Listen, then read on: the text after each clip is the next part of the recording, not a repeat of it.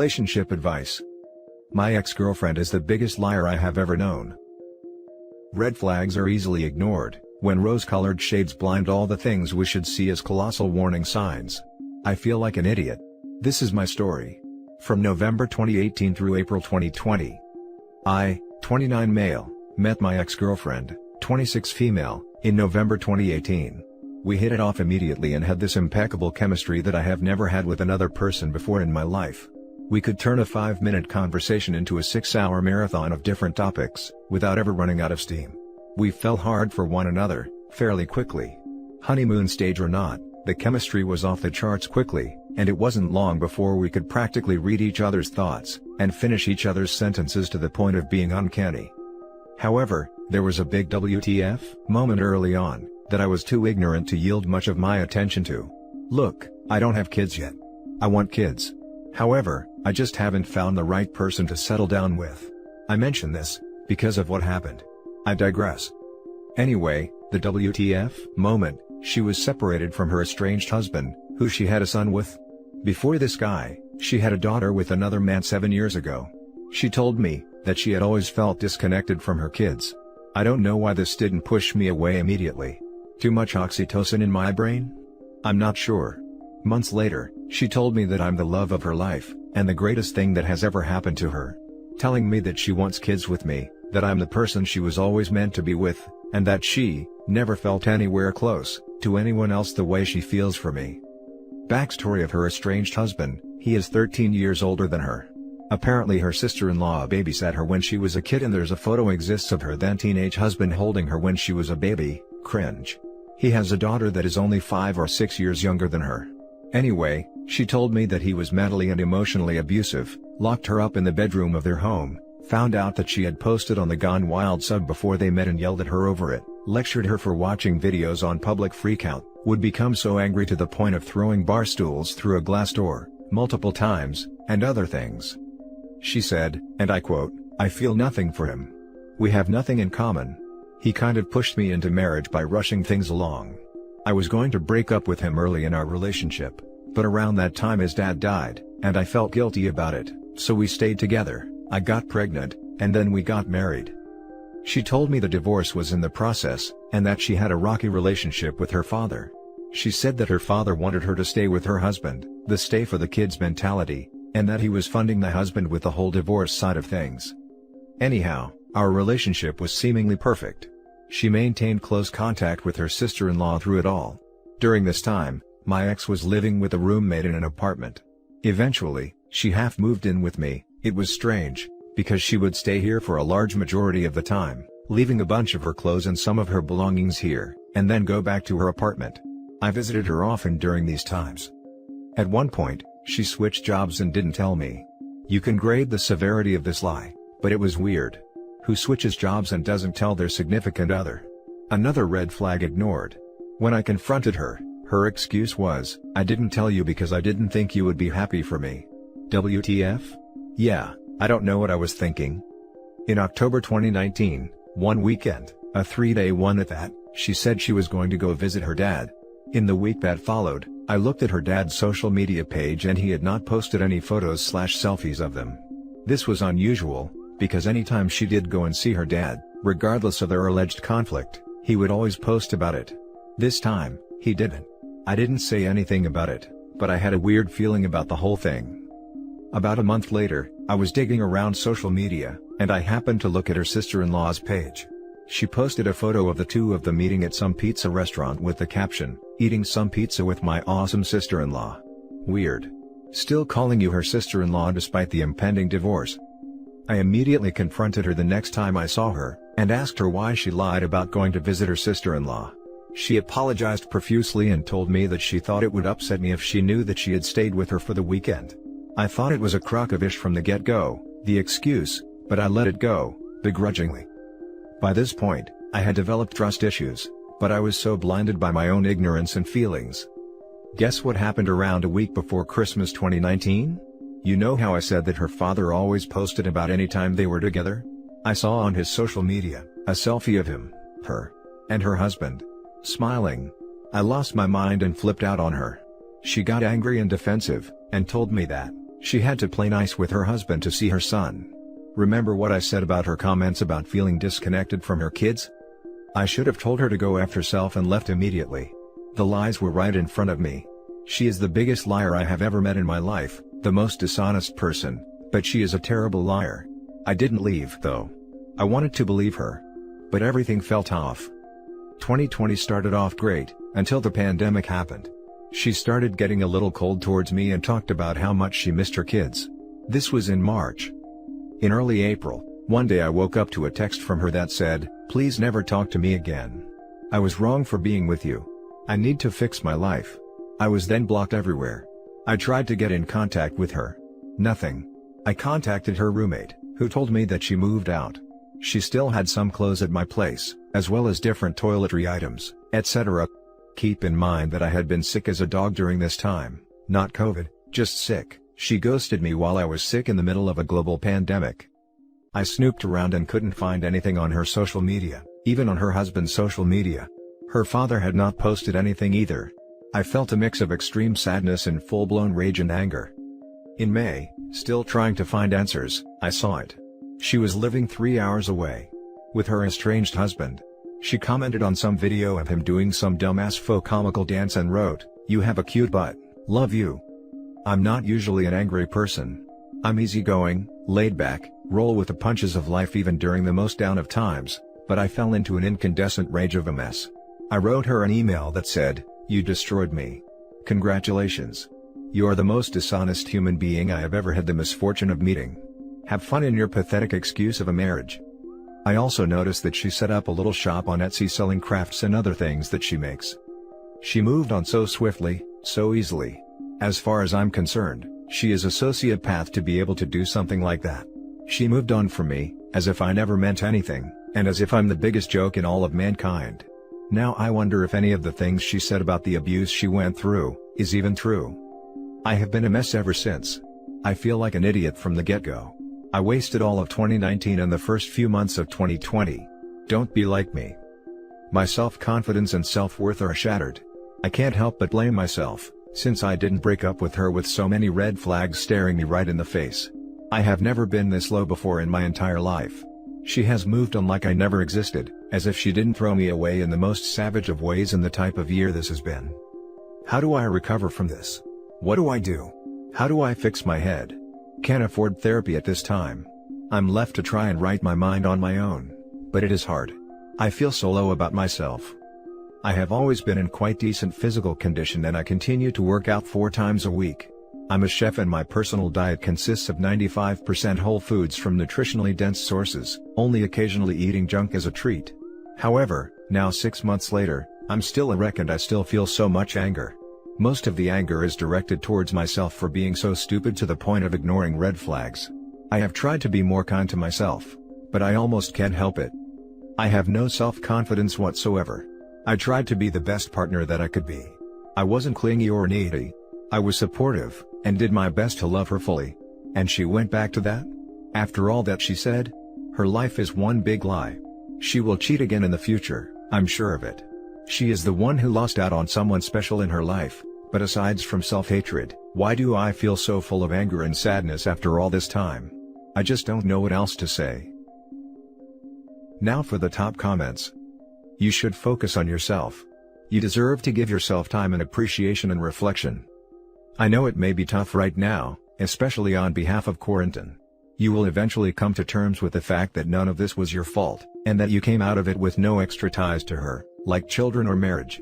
It doesn't feel like it now, but you came out of it a winner because you are no longer with someone like her and you can now understand the red flags that people like her are embedded with. Thank you, friend. I'm very thankful I did not wind up in a marriage, and have kids with her. I'm not sure my mental health would have survived so well, especially imagining her deserting our hypothetical child, the way she did with her 2 children she already has.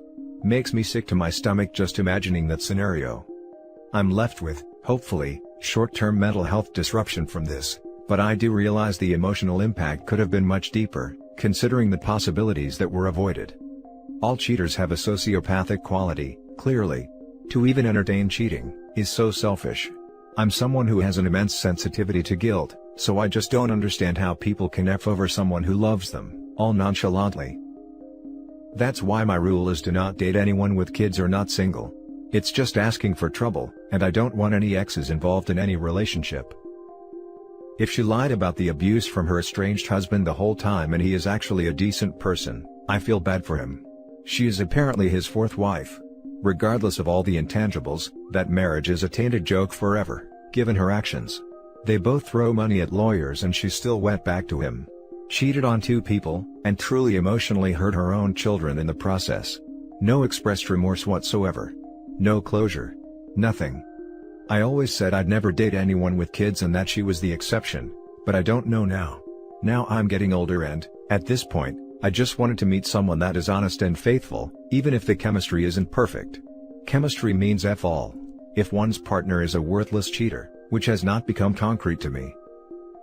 As I've struggled to get through my wife's lies and infidelities over the last 2 years, I've been repeatedly told, this is about her problems and issues, it's not really about you. And, of course, you spend hours, weeks, months thinking about what you could have done differently, replaying the entire relationship and trying to figure out how to make it better. And you can. Of course, it is easier to see other people's problems clearly. So, I can say this after reading your post, this isn't you at all. This is about her and her sociopathic lying and messed up life, period. It is so abundantly clear, that nothing you could have done differently would have mattered. Nothing. This isn't about you at all. It may seem like it because you were in the middle of it, but she was just doing her, and you were collateral damage. I'm sorry that it happened to you. Like everyone says here, there is a degree of narcissism and sociopathic behavior in all our deceivers, and yours is certainly one of them that exhibits that in a really big way. Repeat to yourself, it's not about you, it never was, for as many months as necessary. For me, it's going on over a year and I still need to say it to myself on a daily basis. Now for the next story. My 28 male girlfriend, 26 female, kissed another man, but wants us to stay together. This could be the last in a series of events that is telling me our relationship should end, but I don't know what to do. A few days ago, my partner kissed someone else, and told me today in a letter/Word doc she sent to me. I don't feel like this would be a relationship-ending thing for me, if it wasn't for some other factors. By the way, we have been together for close to 5 years. I'll spare you the details, but in this letter, she says that she loves me more than anything, but feels some sort of resentment towards me, but has realized it as a result of her projecting her own issues onto me, something that became very clear to her when she kissed this other person. This is all her words. She doesn't want to break up and wants to work through this together. She has always been very critical and nitpicky of me. However, this is something we have openly discussed, but I feel has ebbed and flowed in terms of how stressed she is. Now she is saying this kiss has shown her the reason why. To me, this is completely out of the blue, as our relationship has been really good recently, despite me moving to another city that is 2.5 hours away. We see each other most weeks and our communication is in a good place, or so I thought. The thing is, I'm getting deja vu about this whole situation. About 2 years ago she randomly booked flights to another country to live there for a year, without discussing anything with me, and when she told me about it, she said didn't want me to come. She said she was unhappy with her job, life in general, and didn't know if she wanted us to break up or stay together while she was away. I said I wanted to stay together, but it would be hard for me. Obviously I was heartbroken by all this. Anyway, as the months went on and her departure date came closer, she became more and more adamant that she wanted us to stay together no matter what. She even then said, she really wanted me to come and live overseas with her. I of course said no, because it wasn't something we discussed together, and I had absolutely no say in the decision. Anyway, long story short, we stayed together. She made the decision to come home after 6 months, her decision not mine. But despite this, it was all a really terrible and stressful experience for me. I feel this new situation echoes that past one. She wants us to stay together, but I just feel like something like this will happen over and over again. She hates being in one place or one situation, and constantly needs to be moving on to the next thing that will make her happy, which may have something to do with this. She will often focus on this and not think about how it could impact me. The first time, I thought it could be an issue with me, so I also worked really hard on myself and tried to establish very open channels of communication between us. But in this letter she has straight up admitted I am not the problem. I do know I am not perfect, but I'm reasonable and understanding and have been overall a pretty great partner. She is truly a very nice, caring and compassionate person, and would never do anything to intentionally hurt me. I can't really imagine my life without her, and she has made me the person I am today. But I think a lot of this is me being scared of the new and scared of being on my own. What do I do? I kind of think this is maybe signaling we should end things, and that will be better for the both of us in the long run. Now for the top advice. Once, when I was young and stupid, I was in a long-distance relationship and got drunk at a bar. I ended up kissing a girl that night. I knew my relationship was already over at that point, and it turned out, she was cheating on me anyway. This is just an anecdotal story, but now that I am older, more mature, and well-adjusted, I could not imagine doing this to my SO. This is what real love and devotion is like. I think something is making her very unhappy in her life, and considering how she seems to treat you most of the time, I would advise you to seriously consider ending the relationship. You deserve better. Thanks, this is the sort of advice I'm after. I'm going to give it a day or two and then decide what to do, but I'm leaning towards ending it. By kissing another guy, she broke your trust and obviously doesn't respect you. Who's to say she won't do it in the future? Regardless if it's just a kiss, it's cheating. If she loved or respected you enough, she wouldn't even dream of doing it. I'd break up. I think you need to serve her some of her own medicine. Really get that toxicity up there. Text her the following: "We need to talk." Don't forget the ellipses, and then turn off your phone and block her on everything for a month. In all seriousness, your girlfriend doesn't respect you, nor is she interested in considering your needs. She has some growing up to do. It's time to cut the cord. You deserve better. Thanks for commenting. In our everyday relationship, she is pretty considerate of my needs, but then blindsides me with stuff like this. But yep, I'm leaning towards cutting the cord. Now for the last story. She lied about being pregnant, and is now really pregnant. I, 25 male, broke up with my ex, 25 female, 3.5 months ago. We had been together for 2 years, and I just fell out of love with her and it was getting stagnant. She called me like 3 weeks after we broke up, to tell me she had taken a ton of pregnancy tests and they were all positive. I freaked out, because there was no way. I'm always careful. She texts me a picture of 5 positive tests. I call her back, and we decide to meet up the next day and talk about everything. I had her take a pregnancy test while I was at her place, but did not see her physically take it, but saw the positive result. We end up hanging out all that week and next discussing options. I really was pushing for her to get a termination, which she eventually agrees to. We end up having unprotected sex the night before her termination, because I figure she's already pregnant. She lied and told me she got a termination, but for some reason didn't want me to go when I offered. I find out from a friend of ours this crazy witch was never pregnant the first time, but now is actually pregnant with my child. She pre-planned all this stuff.